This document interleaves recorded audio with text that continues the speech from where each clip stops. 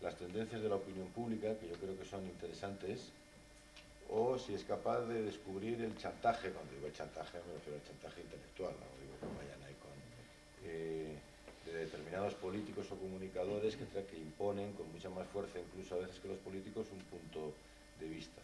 Pero yo creo que el gran político es el que defiende unas ideas, y que defiende una... Nos suelen contar el absurdo este es que creo que era bueno, aquí es que yo viví unos años en Holanda, y algunas pequeñas tonterías estas holandesas las digo en holandés, porque aquí es Utrecht, ¿no? Ahí es Utrecht. Pero en la Universidad de Utrecht votaron la existencia de Dios.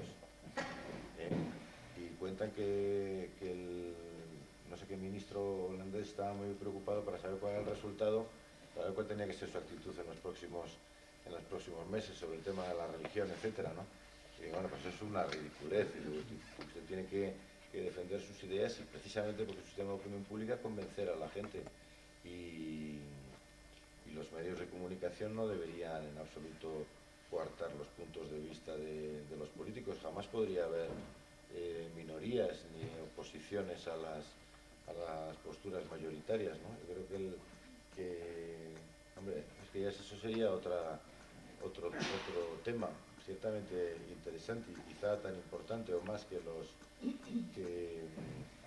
medios de comunicación, que cómo se ha empobrecido el debate político en España con el sistema electoral y de partidos que tenemos. Eduardo Punset solía decir, así como gráficamente, que la diferencia entre la política británica y la española era que en la política británica el miembro de la Cámara de los Comunes el viernes al mediodía salía corriendo para su distrito porque tenía que estar allí, estar con unas personas de un club de opinión como el Foro Peñalba, o estar a la puerta de la iglesia y saludar a la gente, porque eran allí donde les votaban. Y los políticos españoles no se movían de Madrid porque había que ir a la sede del partido, porque era el único lugar en el que le colocaban en las listas. Esto, con las listas cerradas y con ese sistema de partitocracia, pues limita el debate, ¿no? Aquí creo que hay gente que ha estado en la política, muchos de ustedes, y yo creo que lo saben mucho mejor que yo, de cómo hay ese pavor a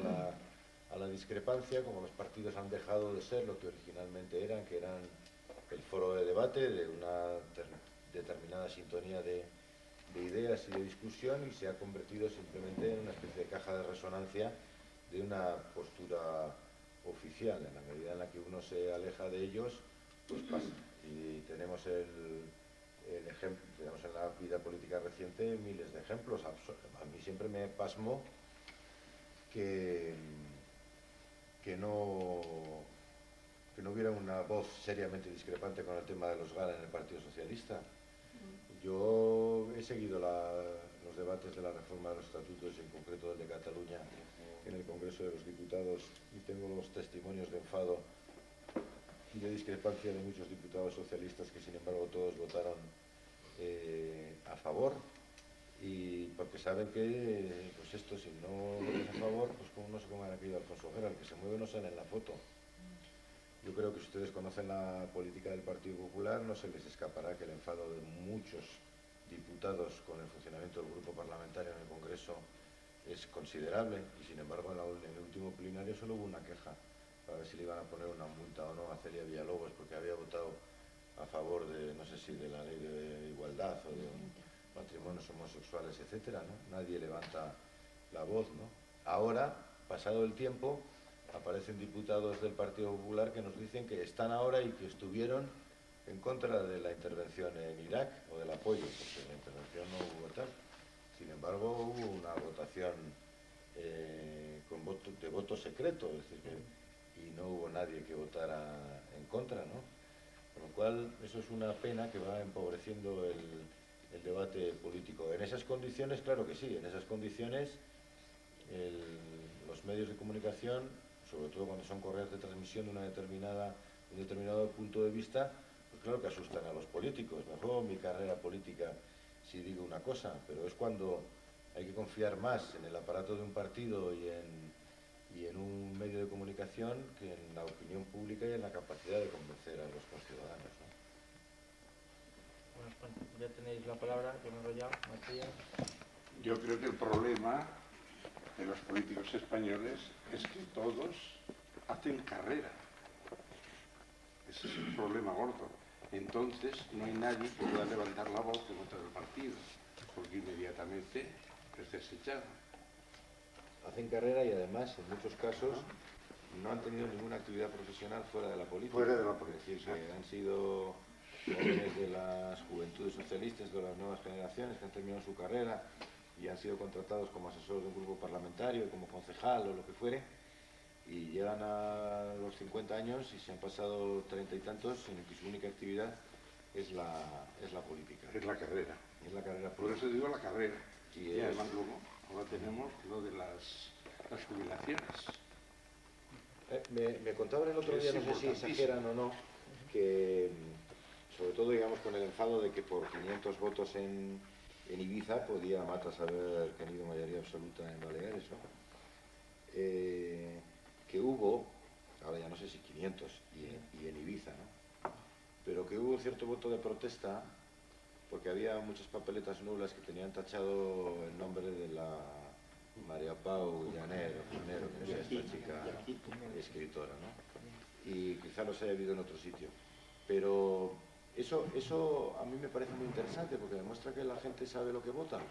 Y cuando vamos viendo que en votaciones como las que se han celebrado el 27 de mayo, en el que, no en todos los sitios, pero sí en muchos sitios, había dos urnas para dos distintas votaciones, cuando los resultados son distintos y a veces abiertamente distintos, demuestra que la gente sabe lo que vota y que no le vale solo, digamos, unas siglas.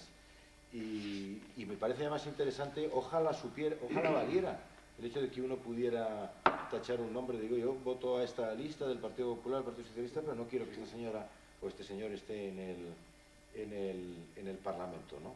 Y todas estas cosas, que es colocar el poder del lado de los ciudadanos, a mí me parecen interesantes. Yo el otro día estuve en Valladolid el viernes pasado en un debate en el que se planteaban dos cuestiones que, pues claro, yo no sé, tendría que estudiármelo mejor para saber cuál es mi opinión exacta, ¿no? Entre la opción por el distrito único, es decir, que fuera como las elecciones generales, como las elecciones europeas, en las generales, que hubiera solo un distrito en toda España, lo que daría, pero eso resolvería solo el problema de los nacionalismos y el poder de las listas minoritarias, ¿no? O los distritos unipersonales en los que se vota al diputado de ese distrito. Algunos que no les gusta este sistema dicen que eso daría un cierto porcentaje desproporcionado, quizá en algún caso, sobre todo en Cataluña, en el País Vasco, en las zonas donde hay nacionalismos, ¿no? Según en determinadas zonas. Pero bueno, a mí ese sistema me gusta. Yo no sé si ustedes han estado en Londres, pero cuando uno está en Londres y se encuentra... bueno, a mí me pasó el mes de enero pasado, que en los grandes almacenes Selfridges, la cajera tenía allí una carta para echar al buzón para su representante en la Cámara de los Comunes. Y aquí, bueno, en Madrid es más fácil porque los líderes son los números uno de las listas. Pero es que no sabemos quiénes son nuestros representantes en el Congreso, no tenemos ninguna relación con ellos. Yo a veces paso por la calle Génova, no veo a nadie, nunca en esa oficina que pone ahí atención a los votantes o no sé qué, ¿no? Jamás he visto que ahí hubiera gente que diga, oiga, que quiero